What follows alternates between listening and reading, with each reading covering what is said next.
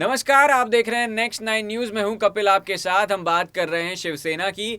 असल में मामला अभी सुप्रीम कोर्ट में है और ये डिसाइड नहीं हो पाया है कि शिवसेना यानी सिंबल किसके पास जाएगा, क्योंकि अब दो गुटों में शिवसेना बंट चुकी है। एक तरफ हैं उद्धव ठाकरे और दूसरी तरफ शिंदे गुट के कई विधायक हैं। तो किस बेस पर सुप्रीम कोर्ट ये फैसला लेगा कि शिवसेना आखिर किसकी होगी, ये बड़ा सवाल है। फिलहाल प्रियांशी मेरे साथ हैं, मैं उन्हीं से सीधा सवाल करना चाहूँगा। प्रियांशी, इस बात का आप क्या जवाब देंगी कि शिवसेना कैसे डिसाइड किया जाए कि किसके पलड़े में जाएगी?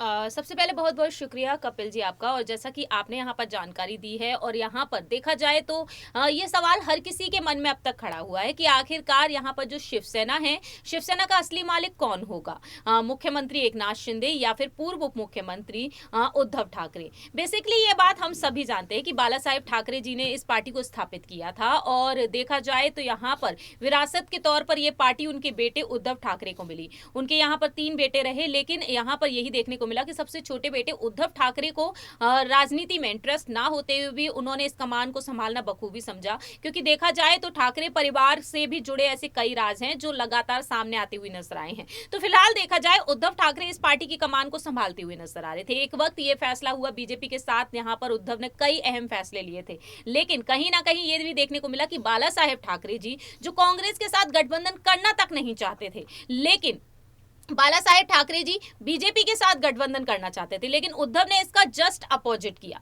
उद्धव ठाकरे यहां पर बीजेपी के साथ नहीं बल्कि कांग्रेस के साथ चलते हुए नजर आ रहे हैं। और अब हमने जो देखा था कि उद्धव को राजनीति में इंटरेस्ट था ही नहीं, और लेकिन फिर भी वह इसे संभालते हुए नजर आए, मुख्यमंत्री बनते हुए वह हमने देखे। लेकिन जो सिचुएशन देखने को मिली कपिल, हमने वो कोरोना की दहशत के बीच देखी। उस वक्त हमने यही देखा कि उद्धव ठाकरे अचानक बीमार पड़ गए और पर्दे के पीछे रहकर उनकी पत्नी रश्मि ठाकरे ने अहम भूमिका निभाई। रश्मि ठाकरे सारे कामकाज को संभालती हुई नजर आई, लेकिन पार्टी में अंदरूनी कलह भी पनप रही थी। वो कलह इतनी पनप गई कि 55 में से 40 विधायक बागी होकर बैठ गए, गुवाहाटी पहुंच गए। और रातों रात यहां पर यह देखने को मिला कि देवेंद्र फडणवीस ने यहां पर उस बात का पूरा फायदा उठाया। देवेंद्र फडणवीस ने यहां पर एकनाथ शिंदे के साथ मिलकर रणनीतियां बनाई। 30 जून के दिन उन्होंने शपथ ग्रहण की, मुख्यमंत्री के तौर पर और उप मुख्यमंत्री के तौर पर फडणवीस ने। अब देखा जाए यहां पर शिवसेना के जो चिन्ह है तीर और कमान, उस पर यहां पर चर्चा की जा रही है।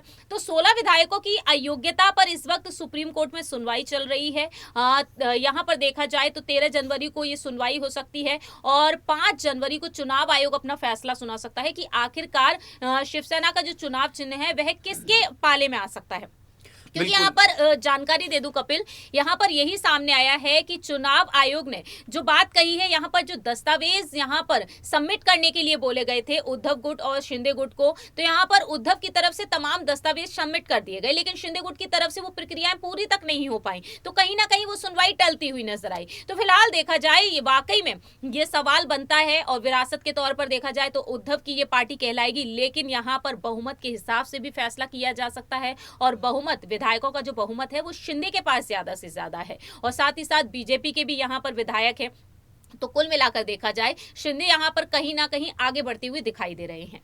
तो फिलहाल अगर देखा जाए तो उद्धव जो गुट है वो भी कहीं ना कहीं सोच रहा होगा कि अगर ये शिंदे के पास चला जाता है तो विरासत के रूप में मिली पार्टी का सिंबल शिंदे के पास जाना कहाँ तक सही होगा। इस पर आप क्या कहना चाहेंगे? आपसे बस एक छोटे से नोट के रूप में मैं जानना चाहूंगा। देखिए, पार्टी के बारे में अगर बात की जाए तो उद्धव ठाकरे यहाँ पर फिलहाल जो तमाम रणनीतियां बना रहे हैं, उन रणनीतियों में देखा जाए सबसे बड़ी रणनीति ये रही है कि आगामी विधानसभा चुनाव जो है साल 2024 में ही लोकसभा चुनाव है। तो देखा जाए यहाँ पर दो बड़ी चुनौतियां उनके सामने खड़ी हुई हैं। तो उद्धव ने साफ तौर पर यह बात कही कि मुख्यमंत्री के तौर पर किसी महिला को आगे आना चाहिए। तो रश्मि ठाकरे का नाम यहाँ पर टॉप पर बना हुआ है, वहीं सुप्रिया सुले भी हैं और उनके साथ साथ सुषमा अंधारे भी हैं। तो वहीं अजीत पवार का नाम भी इसमें शामिल है। लेकिन एकनाथ शिंदे ने बात कही थी कि आने वाले समय में जितने भी चुनाव होंगे उन चुनाव में वह जीत हासिल करेंगे। और वहीं बीजेपी का जो दावा है, हाल ही में चंद्रशेखर बावनकुले ने कहा था कि देवेंद्र फडणवीस को मुख्यमंत्री होना चाहिए, उनका कार्यकाल चलेगा। तो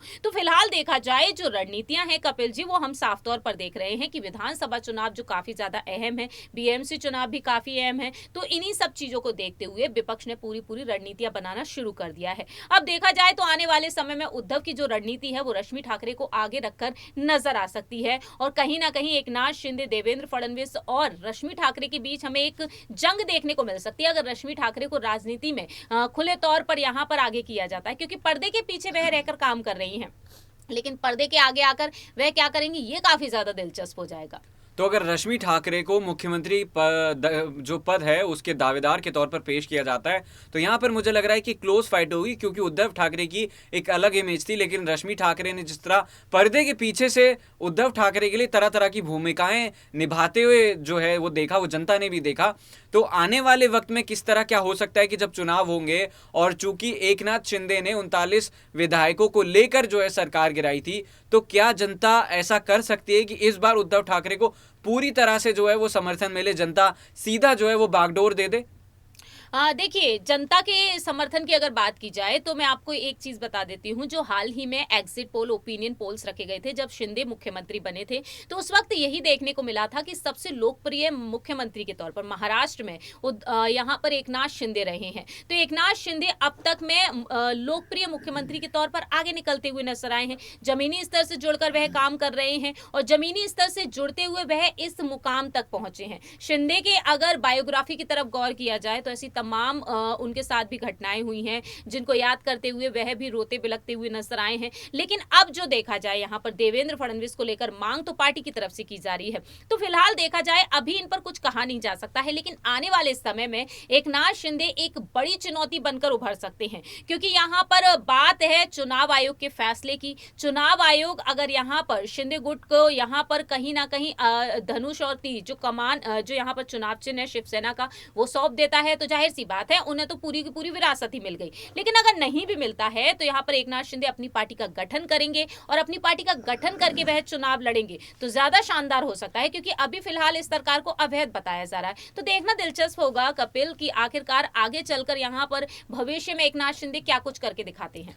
बिल्कुल, तो कुल मिलाकर अगर हम कहें तो सुप्रीम कोर्ट जो भी फैसला सुनाती है उससे दोनों ही राज्य मतलब अगर पार्टियों की बात करी जाए तो चाहे वो उद्धव ठाकरे हो चाहे वो एकनाथ शिंदे हो, तो दोनों गुट जो है वो प्रभावित होने वाले हैं। लेकिन विरासत में जो है वो चाहेगी जो है उद्धव ठाकरे गुट कि हमें ही विरासत में जो लोगो है वो मिले। वहीं अगर हम शिंदे की बात करें तो वो ज़रूर चाहेंगे कि उन्होंने जो 39 विधायक तोड़े हैं उसके लिए भी उन्होंने खासी मेहनत की होगी, और अगर ऐसा होता है तो कहीं ना कहीं मुझे लगता है वो आने वाले टाइम में बीजेपी के लिए भी एक चुनौती बन सकते हैं, क्योंकि आज वो मुख्यमंत्री का पद जरूर बीजेपी के साथ मिलकर निभा रहे हैं, यानी भाजपा की उन्होंने सरकार बनाई है, लेकिन इस बात से दो राय नहीं रखी जा सकती कि आने वाले वक्त में हमें एक इंडिपेंडेंट पार्टी जो है वो देखने को मिले शिंदे की तरफ से। आप क्या कहना चाहेंगी? देखिए, एक आने वाले समय में अगर गौर किया जाए तो शिंदे की तरफ से शायद हमें वो पार्टी देखने को मिल सकती है कपिल, क्योंकि देखा जाए तो उद्धव यहाँ पर चुनौतियां दे रहे हैं। और अगर सुप्रीम कोर्ट के बारे में बात की जाए तो उद्धव गुट के जो वरिष्ठ वकील हैं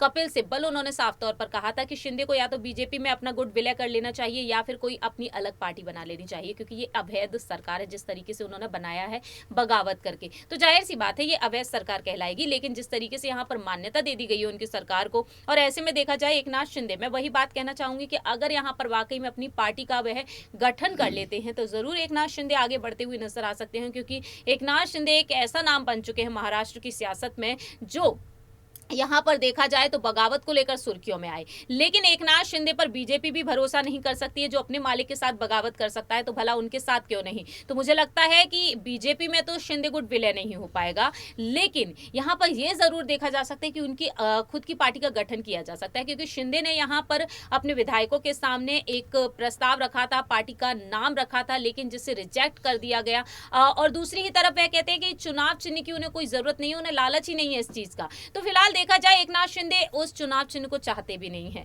लेकिन सोशल मीडिया पर वह असली शिवसेना का दावा करते हुए नजर आते हैं। तो कहीं ना कहीं देखा जाए शिंदे को भी ये चुनाव चिन्ह चाहिए ही, क्योंकि ये जो चुनाव चिन्ह है महाराष्ट्र में हम सभी जानते हैं कि शिवसेना का अस्तित्व क्या है, जिससे हम साफ तौर पर समझते हैं कि एकनाथ शिंदे को अब क्या चाहिए क्या नहीं चाहिए। लेकिन वक्त के साथ साथ पता चलेगा सुप्रीम कोर्ट और चुनाव आयोग का क्या कुछ फैसला होता है, जिसके बाद शिंदे यहाँ पर क्या वाकई में पार्टी बनाते हुए दिखाई देंगे, ये भी हमें वक्त के साथ ही पता चलेगा।